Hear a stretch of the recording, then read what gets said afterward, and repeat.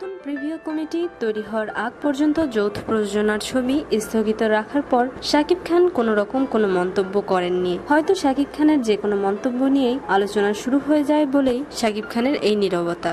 আবার হতে পারে কলকাতায় অপু বিশ্বাস ও ছেলে আবরাম খান জয়ের সাথে হয়তো সময় কাটাচ্ছেন শাকিব। তবে কারণ যেটাই হোক, এবার শাকিব তার ফেসবুক পেজে একসময়ের জনপ্রিয় অভিনেতা ও বিশিষ্ট চলচ্চিত্র ব্যক্তিত্ব সোহেল রানা শাকিব খান সম্পর্কে বলেন, ফিল্ম ইন্ডাস্ট্রি সচল রাখতে শাকিবকে প্রয়োজন। শাকিব তার অভিনয় ক্যারিয়ার শুরু থেকেই আমার চেনা। বেশ পরিশ্রম করে আজকের অবস্থানে এসেছে ছেলেটি। তার ছবি প্রেক্ষাগৃহে মুক্তি পেলে দর্শকরা হুমড়ি খেয়ে পড়ে শুনলাম।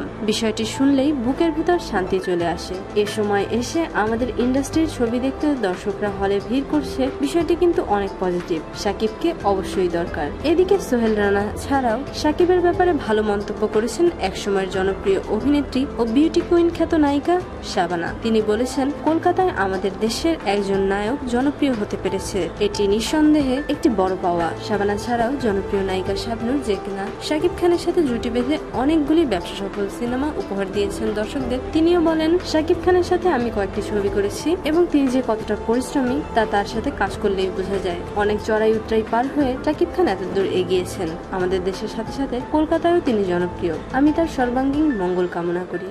শুধু এরাই না, এছাড়াও অনেক সিনিয়র জুনিয়র শিল্পী, প্রযোজক, পরিচালক অনেকেই আছেন শাকিবের পাশে। প্রিয় দর্শক, শাকিব খানকে কি আমাদের ইন্ডাস্ট্রির আসলেই প্রয়োজন? আপনারা কি মনে করছেন? সবকিছু শেয়ার করুন আমাদের সাথে। শোবিজের আরো নিত্য নতুন খবর জানতে আমাদের সাবস্ক্রাইব করুন, লাইক দিন এবং কমেন্ট করতে ভুলবেন না।